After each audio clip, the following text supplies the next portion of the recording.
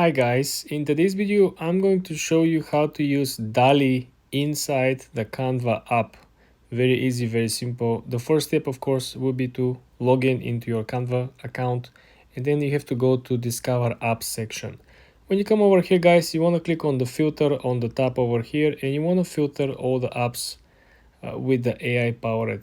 So this will help you to see all the current apps that are using AI and they're producing content based on the AI. So in this example, I'm going to use Dalle. We made probably 15 different videos yesterday on Magic Studio from AI image generator from Canva. So guys, you want to make sure that you check these videos as well. Let's jump into Dalle. Let's click on it.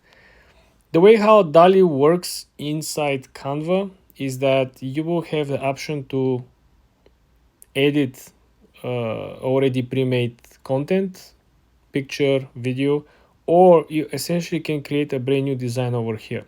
For this example, I am going to click new design. So guys, we're going to create a logo with Dalle. Okay, so if you didn't use Dalle prior, Dalle is a little different if you if you use the other AI tools, because Dalle over here doesn't have any additional filters. So everything what you type in the prompt will be what you're going to get. With Magic Studio, we had an option where you choose the style. Is it going to be animation? Is it going to be vintage look like? So it's like a different styles, different designs. Also, you have an option to change the aspect ratio with Magic Studio. Here, it's pretty random, but the results sometimes are amazing. So in this video guys, I'm going to show you how you can create something cool. So we're gonna ask Dalle to create an electric scooter, okay, based on Tesla's car design. Okay, and also we are going to see make it as realistic as possible for product prototype. Boom, let's generate and let's see what results we're going to get.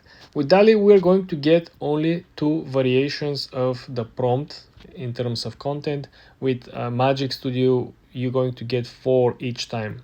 Also, the credits that you're going to get with Dalle are much less versus the credits you're going to get with Magic Media.